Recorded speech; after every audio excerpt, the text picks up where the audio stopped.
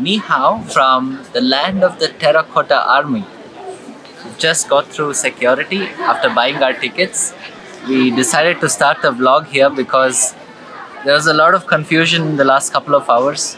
We tried to vlog, but it just wasn't making sense. We basically from Xi'an city, we took 3 metros and 1 bus ride to get here. It's about an hour outside the city. We're right now at the base of the Xi'an mountains. It's absolutely beautiful. It looks incredibly green. Yeah. It's so lush. And it's actually not too hot today. Yesterday was crazy hot, but today, It's thanks to the cloudy. clouds, Yeah. it's not too bad. We just bought tickets to the Terracotta army. One of the main reasons we came to Xi'an, and this ticket cost us 121 per person, and there will be a lot of walking to do inside today. Yeah. This is definitely one of the pricier tickets that we've had to buy here, but it's also a very important UNESCO World Heritage Site. I mean, it's one of the most important icons of China after the Great Wall of China. So we were really interested to come out here. In the last couple of days, we have been watching the videos, reading some articles, and we are very curious to see this place. Now the plan is to go explore. What we've understood so far is that there are 3 different pits in which the Terracotta army warriors are placed. And we know a little bit of the story, but I think we'll learn more as we walk through. Today, even though it's a bit hot and sweaty, we really don't mind it because we have our fans. And in other news, as you can sense from Shish's voice, it's gone. From a throat itch, a cold, and a blocked nose. It's all because I ate the ice cream.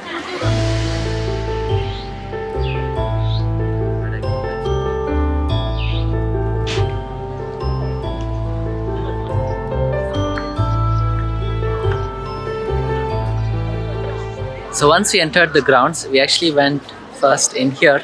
This is the museum where we got to learn a little bit about the whole dynasty that led to the creation of the Terracotta Warriors Army. I think it would be best if we went inside to the first bit and explained it as we saw that one. Because everything inside there is just some samples that have been picked up from each of these pits.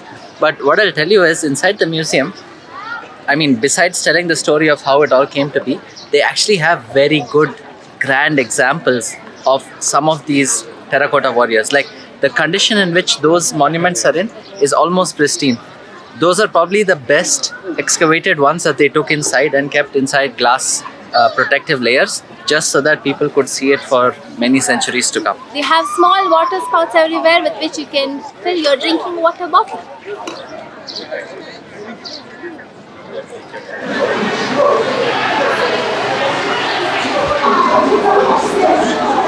We're now walking towards pit number 1. And this pit is supposed to be the largest pit here. So far they have found more than 300 pits and only 3 of them are open to public. And this pit is the largest one among the 3. We've learnt a very crazy story of how this entire place was actually discovered in a very accidental way. So in 1974, it was peak summer and there was drought everywhere. So a few farmers started digging the land in search of water. And within a few meters of digging, they found one idol which looked like an army soldier. And as soon as they discovered that, they called the Chinese archaeological department, and then they came in, they took over the area and they started doing their research. And within a few months, they discovered that there were more than 3,000 soldiers within this one pit. They found another pit just 20 meters away from this one, which is pit number 2 on the north side of this, which we will go to after. And then there's another one which is on the south side, which is called pit number 3, and so on. And over time they've found so many of these pits, but until now they've opened only 3 to public, and this is the biggest one of the lot. It's almost 160 meters long and 200 meters wide, so that makes it super big. And these soldiers are not like minute, they're actually life size, they're as tall as us. And when you look at them, you can actually see that there are a few horses there, there are army men all armored, and they have different kinds of shields on them. Each one is like so different from the other. It's not the same soldier which is replicated. A bit less crowded here, that we can actually stand a bit more peacefully. These sculptures are made of terracotta. That means they are made of materials from earth and a little bit of wood. It's so interesting to see how they have sculpted so intricately using such delicate materials. So what's interesting about pit number 1 is that this entire formation is all about the infantry. So all of these are foot soldiers who are standing ready to guard the king, who is actually the main reason why this entire terracotta army was built. So this was basically to protect and serve the emperor in his afterlife after he died. Now the story of this emperor is even more interesting. When his father died at a very young age, this little boy was only about 13 years old when he ascended to the throne of the empire. And this Qin dynasty empire was already a very prominent empire in this part of the world, and it was continuing to expand.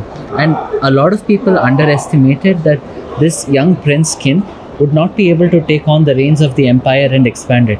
But over the next 30 years or so, he was very, very powerful in not just expanding the empire, but also implementing new policies, new methods, and created a lot of new strategies that made the empire grow significantly, not just in size, but also in well-being.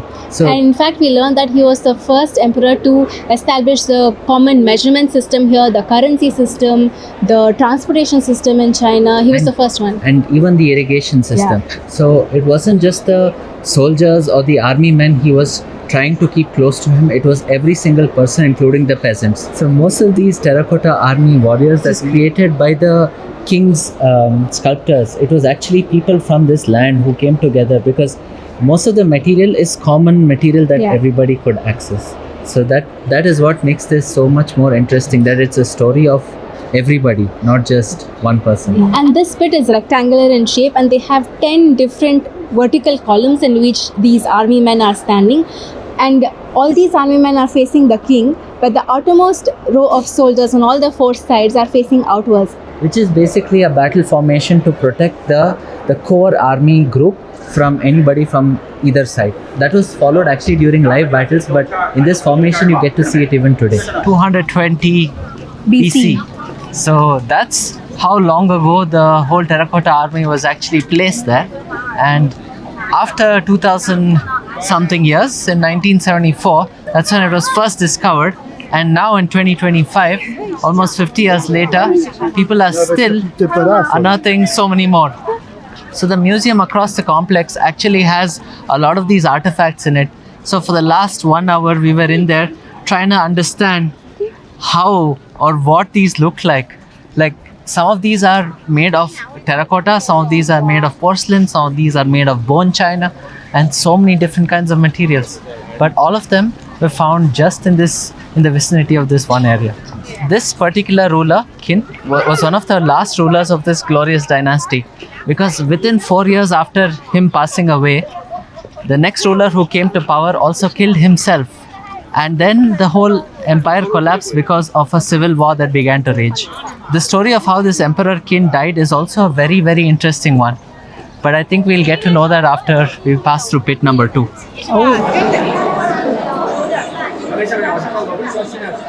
When the terracotta army was initially placed here, they positioned each of these soldiers in groups in specific army formations. Like pit number 1 was rectangular and completely for infantry. Pit number 2 seems to be for cavalry, which is with horses. But once the loose soil was filled till the top, till their heads, and it reached the same height as the columns in between, mats were laid out, and on top of that mat more loose soil was added, and then finally it came up to the ground, which is easily about 5 or 6 feet, no, maybe even more than that, of cushioned covering. So when the farmers were actually digging through that layer, they first found these mat patterns, and then the broken down pieces of a horse, an army man, and so on. So it's really cool that they spread this over such a large area. But in pit number 2 is where we got to see all of this exactly in that descriptive condition. Like, you can actually see those different layers, the columns, the group formations, and even that mat pattern.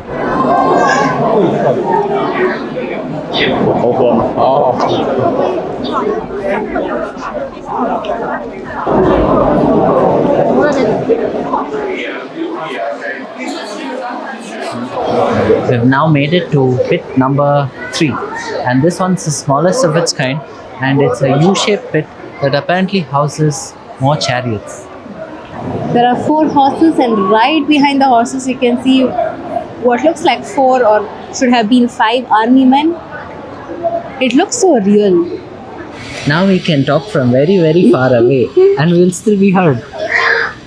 So That inside was pit number 3, and I think now we've finished all 3 pits. We just exited the Terracotta Army Mausoleum site, and now we're heading out to the mausoleum site of the Qin Shi Huang King. So there's a free bus here, and our ticket apparently includes entry into both. So we just have to get on this bus and drive about 2 kilometers down that way. And Navneet has to still explain about the story of how the king died. Right. Let's go do it there.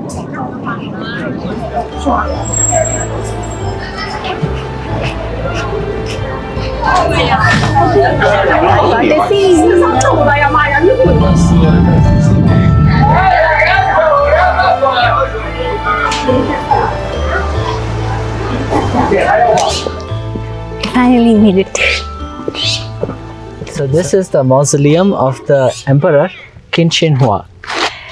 His mausoleum is actually deep inside. It's like a pyramid and he was buried there, and now that pyramid has become a small mountain. At least now you tell me the story of the king. How did he die and So why? there were a bunch of important Chinese medicine men in the court of the king. Okay. So this was way back when he was, I think, about 35 or 40 years old. Somebody told him a story that in the South China Sea, there are 3 islands which are home to a certain type of plant species, which if he can get a hold of, he can eventually turn his life into immortality. So he would never die, he would be able to live forever. He began traveling towards those islands and sailing across. But ironically, in search of those plants that he went, he never found them. Okay. And then when he was on that ship, he contracted an illness and he died. Oh, got something. There's something noisy in my pocket. I've got some candies Where did you get it from? from somewhere. I picked it up at the reception desk. It was free. I put some in my pocket.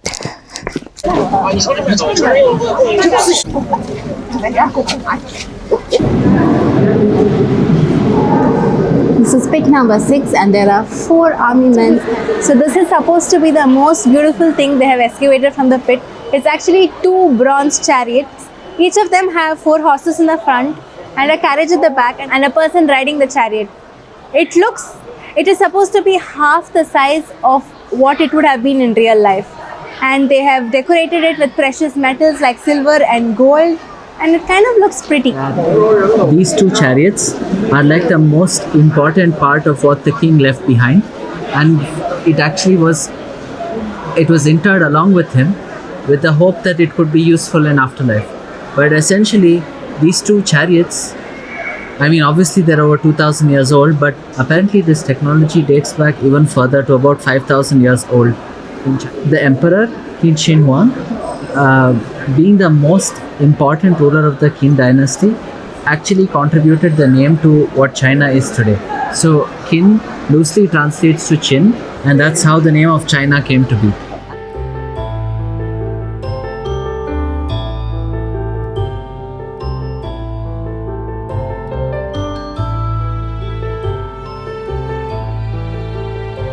We just got some fresh pomegranate juice and a pop of corn. It's like the metro just exited to North India. We have Taj Mahal, we have Lotus Mahal. We're in North India. Not sure why there's a random painting in the metro station depicting some of India's best architecture. The peacock, Taj Mahal, elephants, Lotus Mahal. Yeah. So 2 pieces of architecture and 2 animals. Interesting.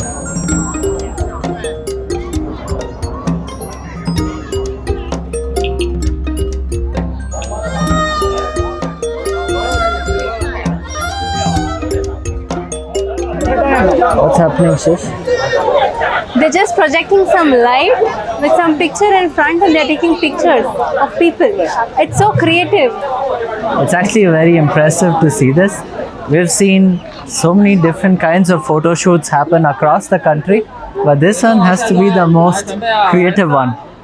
They use a projector, like a big light. They project a beautiful ancient China image on the wall. The wall is already red in color, and then they project this image on it. Outside of these kind of situations, I don't think we've seen any Chinese people wearing traditional clothes. But when it comes to a monument or a photo spot, everybody's dressed so traditionally. They come with the entire package. They have a small chair, a makeup artist along, a professional photographer, a light man, everything is there. And as we passed through the metro station, we also saw like 3-4 lines of shops just selling costumes for the hour for this purpose. So that one there is called the Wild Goose Pagoda. And there's actually 2 of them in the city. But this one's called the Big Wild Goose Pagoda. Let's explain that. So we originally wanted to go up the tower, but it looks like we are a bit late and they've closed the gates to it. And just now Navneet was just filming the previous clip, and one person came and peeped into the camera and saw what he was filming, and now there are 3-4 people shooting the same picture. It's so fun. The same angle. I've never been the pioneer of a herd mentality thing, but now I got my chance. And there are so many people who are just coming to us and asking us, can we take a picture with you? Yeah, it's really nice. It hasn't happened a lot in China. Yeah. Like we had heard, this happens a lot in China, but we hadn't had many personal experiences until today. So it was fun. And we still haven't figured out what kind of streaming that is. Is that just TikTok or something else? But we see people doing it everywhere. They just sit, they come with a small chair, a camera, or even a drink accompanying. They just sit and they're sitting for like 1 hour, 2 hours, just constantly talking. We don't know what they're up to.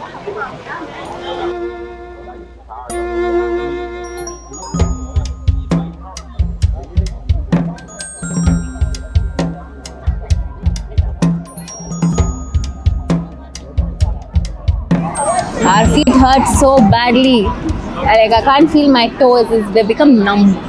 Shish has a funny voice. It's because of my ice cream. And my throat is itching and my nose is starting to get blocked. Hey, this looks funny. We're just sitting here in front of the pagoda, watching all of the action this evening. But then we just sat here and we got a notification and we started reading comments on YouTube on the phone. And one of the comments was, can someone confirm Shish have real hair or fake wig? Well, I've had this question myself for a long time. Let's check. Well, it does seem to be attached directly to her head. Okay, I don't see any gaps. Yeah, I can confirm that it seems to be real hair.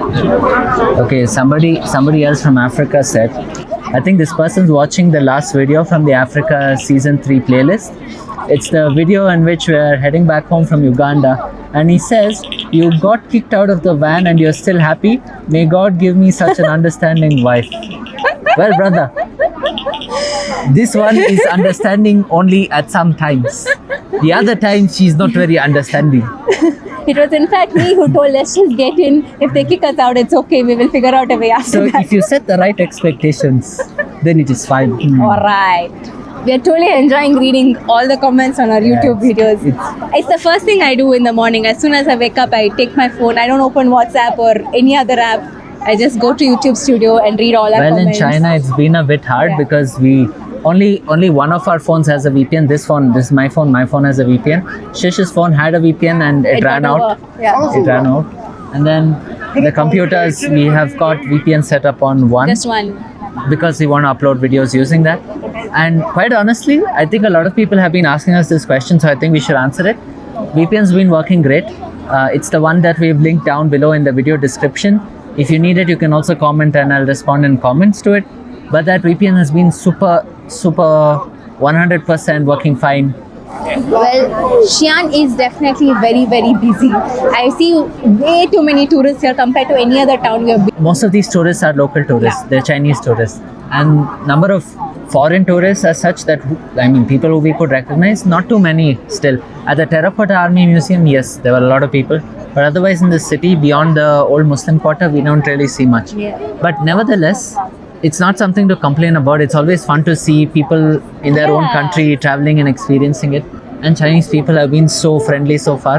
Like, it's a different kind of friendly. Like, they're very curious, but they don't talk until like they really make up their mind and then they just come to you. Yeah, even on the metro, like if somebody is sitting opposite to me, they'll be looking at me continuously. They won't smile, they won't do anything. But then once I smile, they're like, I want to take a picture with you. Like Indu, they come to you and ask. Yeah. So the way they recognize us as Indians is that they first assume that we are South Asian, which mostly is right, but then they can't recognize which country we're from because there are about 7 or 8 countries in the area. So then they ask us where, no, and then we say Indu, and that's how they know. Another common comment we have heard is that your eyes are so big.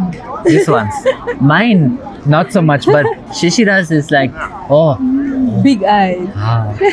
One thing about Navneet is whichever country we are in, he looks like that country's person. Like if you're in China, he looks like a Chinese person. In Central Asia, many thought he was from one of the Stan countries. I always got the local price if I wasn't with her. Well, today is our last day in Xi'an, and tomorrow we'll be taking a Guess what? long train to Beijing. One more time. So we have another train ride to Beijing, but this time we were able to book it on the phone, so we felt a little bit more easygoing. The problem was not with the Chinese systems, it was just that we had some issue with the account creation and it got set up fine, so now we're all right. We leave a link in the description below to all the ticket booking platforms, all our stays, all the attractions, how we bought the tickets online. We realized that could be a lot more useful to people than we thought earlier, so might as well put it in the description. So if you see a hotel room in the video, at least you'll know which one it is or what the budget range was like. Yeah, you might see us doing this more often in the video because we are looking at all the Chinese and they do this whenever there's a camera in front of them. I got taught this on top of the mountain in Yangshuo because I just stood like this in front of the camera and they said, no, do something, do this or do this. Yeah, so. Well, it's a lot of chit chat. Anyways, now we have to go back to the neighborhood where we're staying and find something to eat. We're super exhausted, but I know this place will get a lot more crowded shortly. Yeah. But we just want to stick around to see the lights. Now that the lights have come on, we can head back to the room.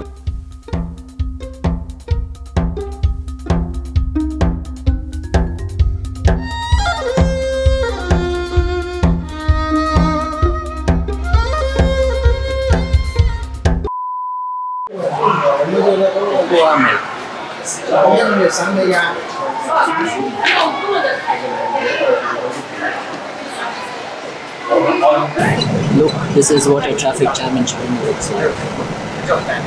Where to go? Where to not go? What to eat? Oh, by the way, we forgot to ask, what's your feedback on the audio in this video, in this vlog? So we tried something new. I think it's very recognizable. Shish. I think it's very recognizable as to what the change is, but is it here? You can see it. I don't know where mine is. We have flashy lights on us now. Yeah. So if you feel that the audio came out right and we should continue this, please let us know.